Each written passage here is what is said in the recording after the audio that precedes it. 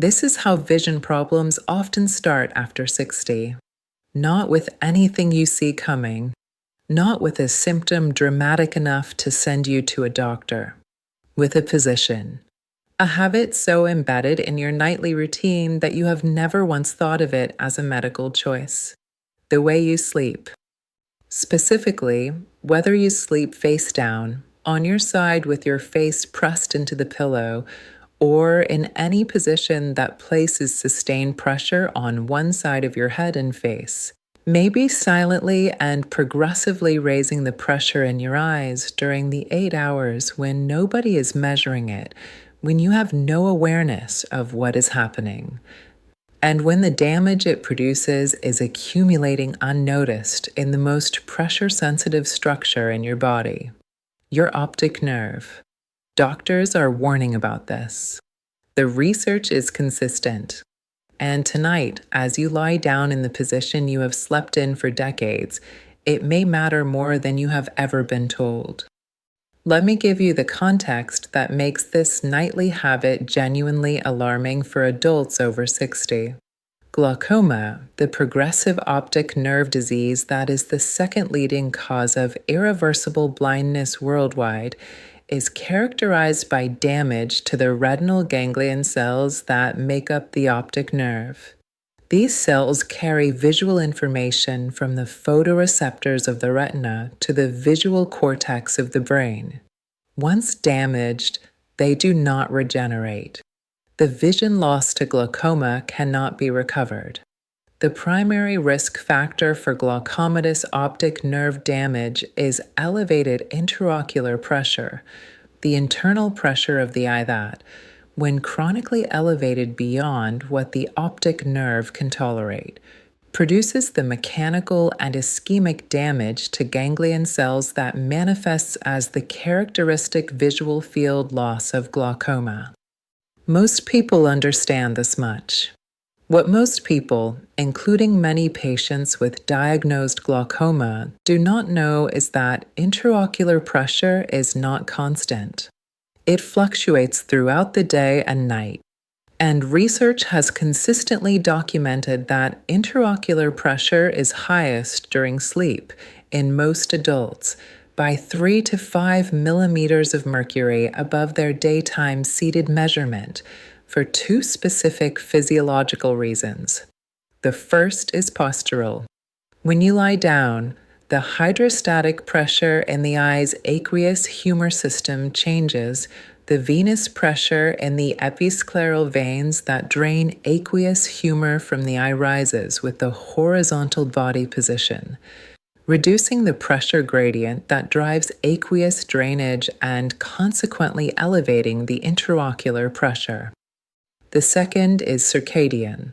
The trabecular meshwork, the eye's primary drainage structure, has reduced efficiency during the nighttime hours in response to circadian changes in the autonomic nervous system. The combination of positional pressure increase and circadian drainage reduction means that the eyes of most adults over 60 spend 8 hours each night at pressures measurably higher than their daytime measurements, the measurements their glaucoma management is based on. Now add the sleep position variable.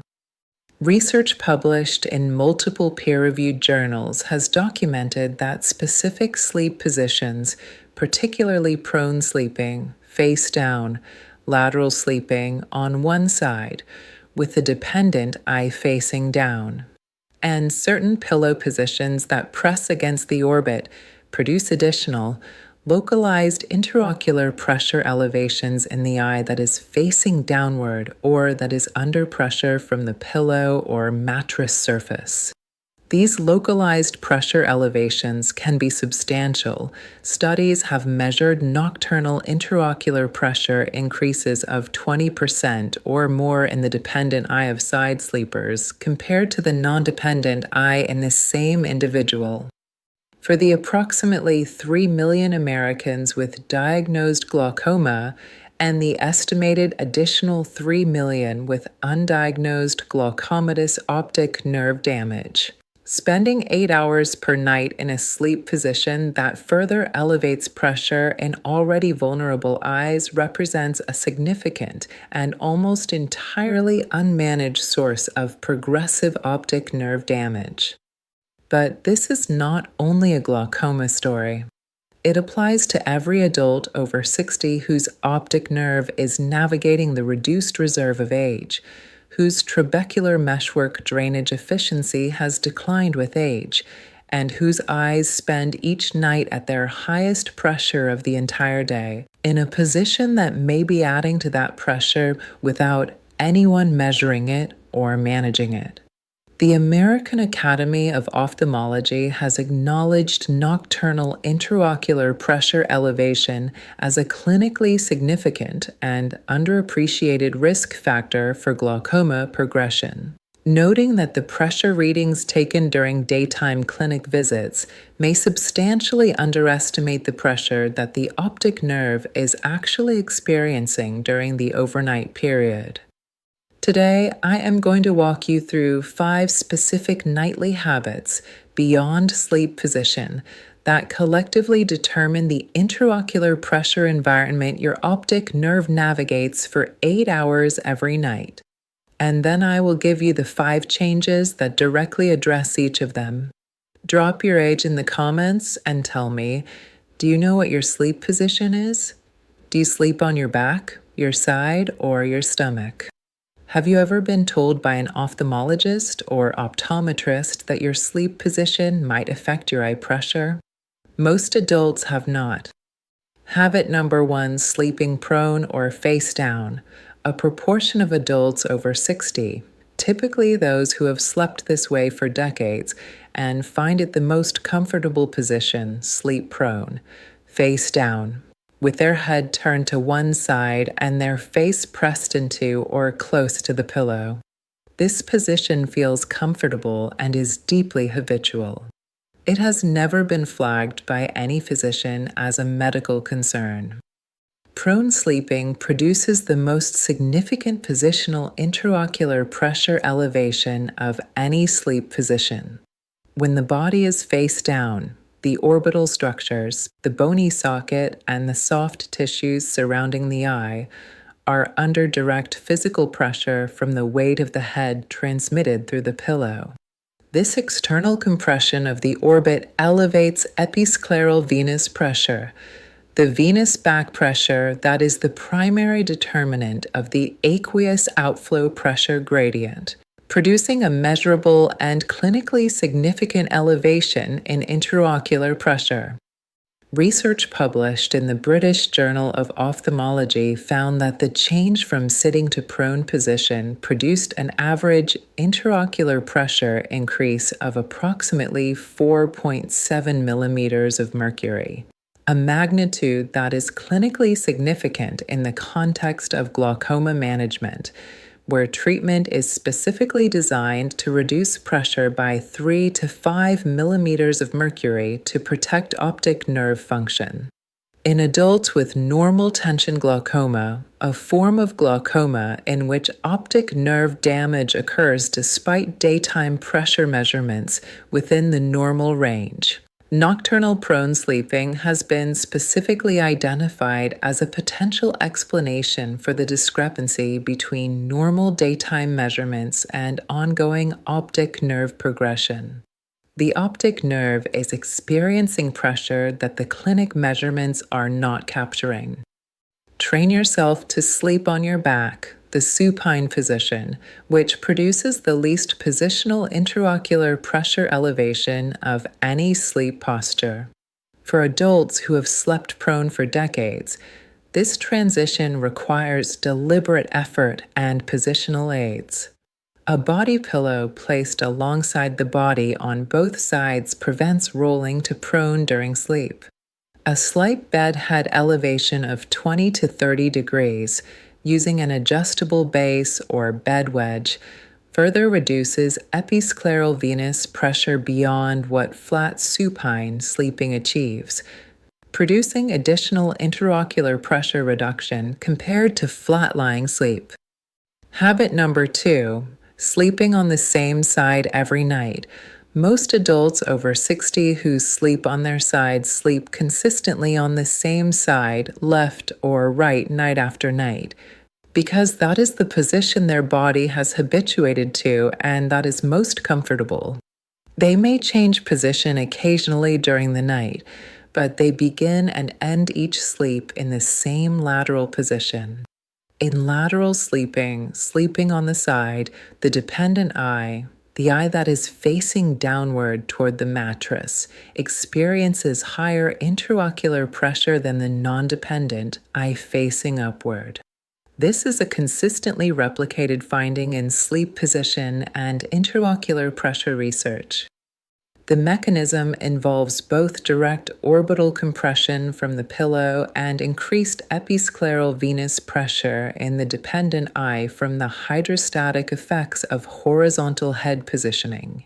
Research published in Ophthalmology, the Journal of the American Academy of Ophthalmology, found that the intraocular pressure difference between the dependent and non-dependent eye in lateral sleeping adults averaged 1.5 to 2 millimeters of mercury, with some individuals showing differences of 4 to 6 millimeters of mercury, depending on their pillow firmness and the degree of orbital compression.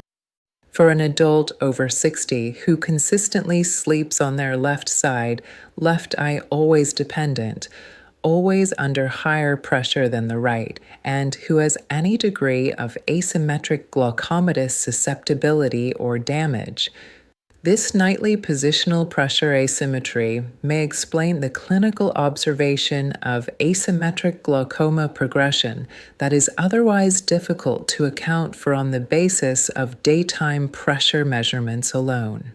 Ophthalmologists and optometrists who are aware of the sleep position research have begun asking patients with asymmetric glaucoma progression faster damage in one eye than the other despite equivalent daytime pressures, which side they sleep on. The correlation between the preferentially damaged eye and the dependent sleeping eye is reported anecdotally by multiple practitioners and is the subject of ongoing clinical investigation. Alternate sides if lateral sleeping is unavoidable. If you consistently sleep on the left, make a deliberate effort to begin the night on the right, or use a pillow configuration that supports right side sleeping comfortably enough to maintain throughout the night. A softer, less firm pillow under the dependent eye reduces orbital compression and the resulting episcleral venous pressure elevation. And periodically moving towards supine sleep, even for part of the night, reduces the cumulative nocturnal pressure asymmetry between the two eyes. Habit number 3, sleeping with a neck-constricting collar or tight sleepwear. Sleep in a high-collared pajama top. Use a neck pillow that presses against the jugular area. Wear a CPAP mask with head straps positioned tightly across the temporal region. Sleep with a duvet pulled up to or around the neck region in a way that creates external compression of the cervical soft tissue. This is the least known of the nightly habits affecting intraocular pressure, and the mechanism is physiologically elegant. The jugular veins, the primary venous drainage pathway from the cranial cavity, pass through the neck. When external pressure is applied to the neck, from tight collar, neck brace, or CPAP head straps, jugular venous outflow is partially impeded. This elevated jugular venous back pressure transmits through the intracranial venous system to the episcleral veins, the small veins that drain aqueous humor from the eye. When episcleral venous pressure rises, the pressure gradient driving aqueous humor drainage falls, and intraocular pressure rises. Research has documented that CPAP mask straps configured to pass across or near the orbital region and upper face can elevate intraocular pressure by measurable amounts in adults with glaucoma. a concern sufficiently significant that ophthalmological guideline bodies have published recommendations for CPAP strap positioning specifically in glaucoma patients. The jugular compression mechanism also explains why wearing a tight necktie, relevant to men who travel in formal attire, elevates intraocular pressure in susceptible individuals. The same mechanism, operating less dramatically but over 8 hours of sleep, applies to anything that compresses the soft tissues of the neck during the sleeping period. Sleep in loose-fitting, low-collar sleepwear. Avoid tight neck pillows that compress the jugular region. If you use CPAP therapy, discuss strap positioning specifically with your prescribing physician if you have glaucoma or elevated intraocular pressure, as certain strap configurations produce less orbital and jugular compression than others.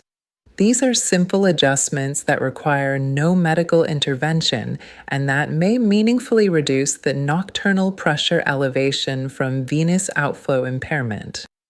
Habit number 4, consuming alcohol within 3 hours of sleep. A glass of wine with dinner at 7 p.m.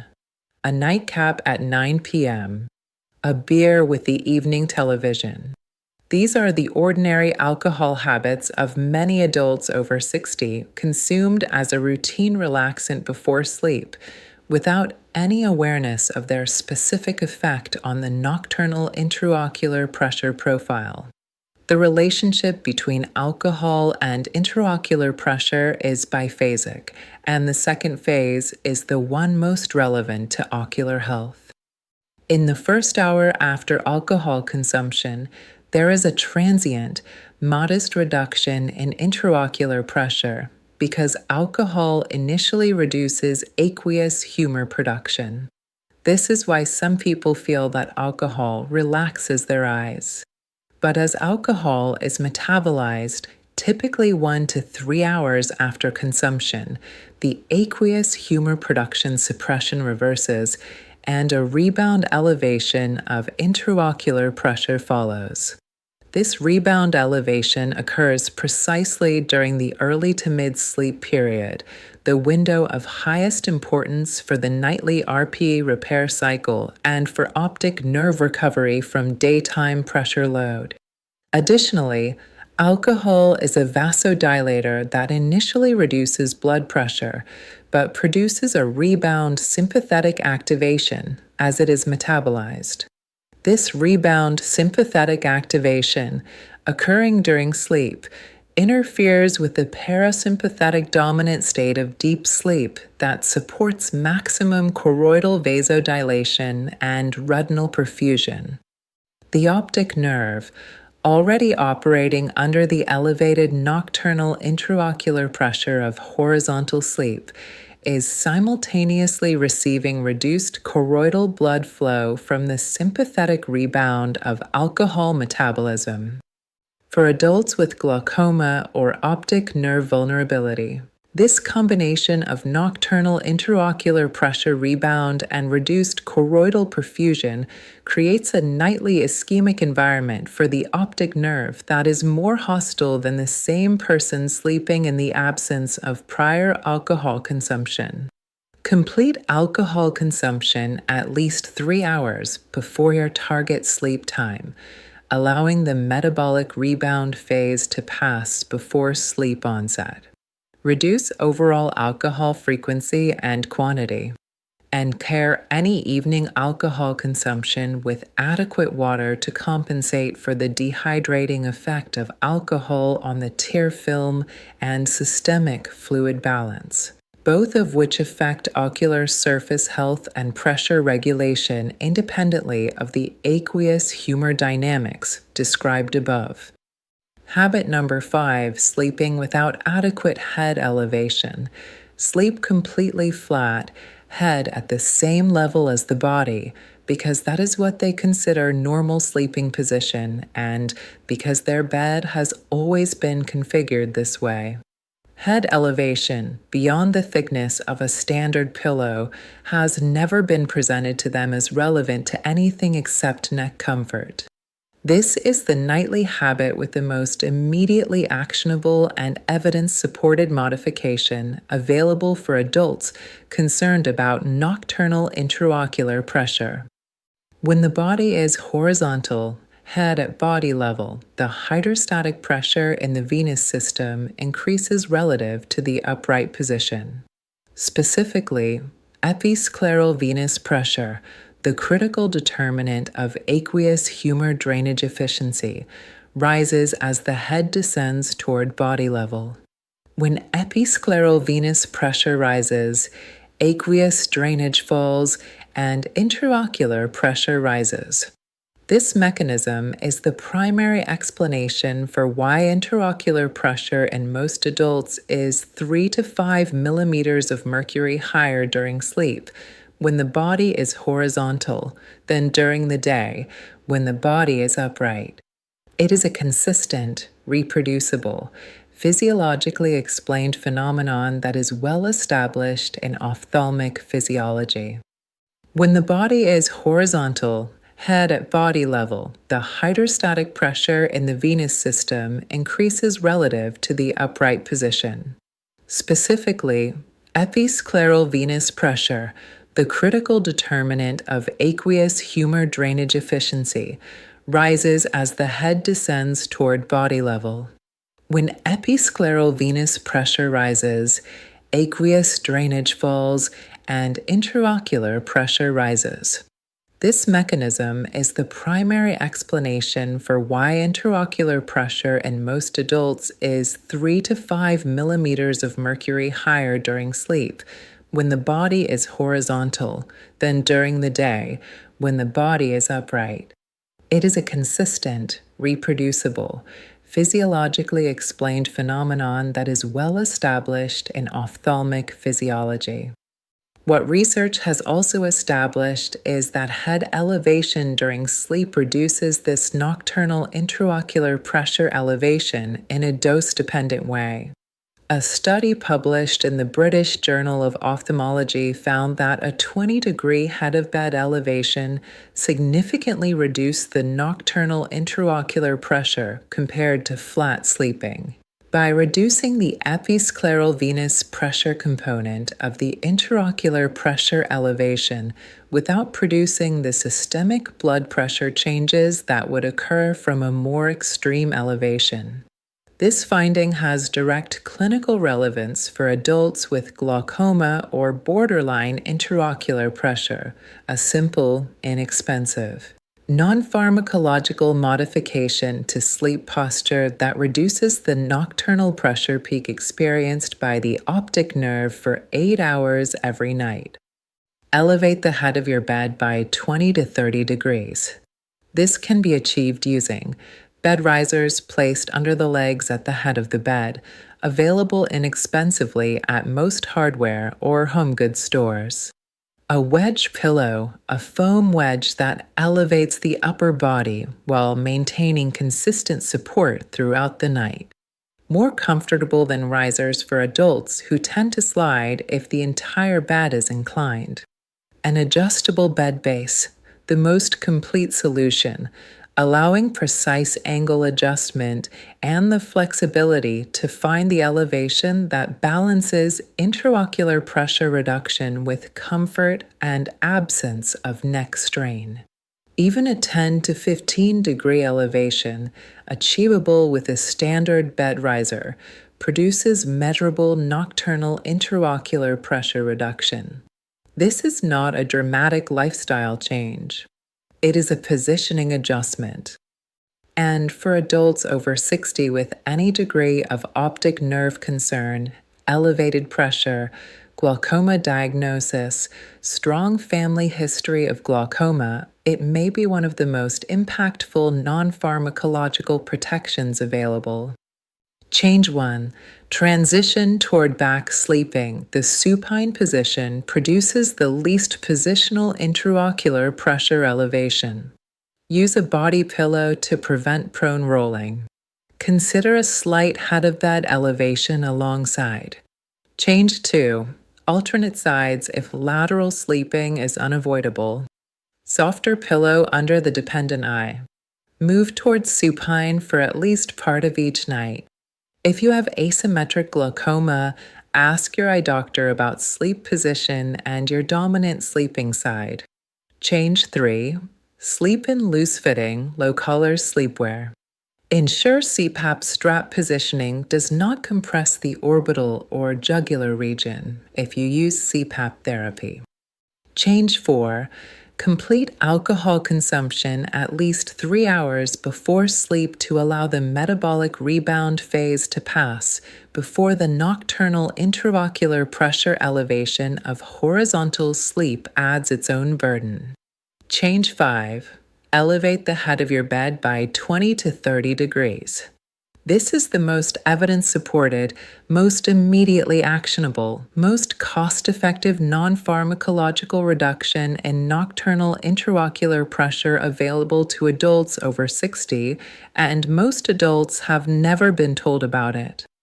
Glaucoma is called the silent thief of sight because it takes peripheral vision so gradually, so painlessly, so completely without warning that most people lose a third to a half of their optic nerve fibers before they notice anything wrong with their vision. By the time the loss becomes perceptible, the damage is permanent and irreversible. The optic nerve cannot regenerate. The ganglion cells that glaucoma destroys cannot be replaced. The visual field that is lost cannot be recovered. What can be done is protection of the optic nerve fibers that remain. And one of the most accessible, most consistently underutilized protections available is the management of the 8 hours each night when the optic nerve is under its highest pressure of the day, unsupervised, unmeasured, and in most cases in a sleep position that adds to rather than reduces that pressure burden. The 5 nightly habits I described today, prone sleeping, consistent side sleeping, neck compression, evening alcohol, and flat sleeping, are habits that collectively determine the nocturnal pressure environment your optic nerve navigates for a third of your life. And the 5 changes I described, supine transition, side alternation, loose sleepwear, alcohol timing, and head elevation, are changes that require no prescription, no procedure, and no medical referral. They require only the knowledge of why they matter. And now you have that knowledge. Leave your age and your sleep position in the comments.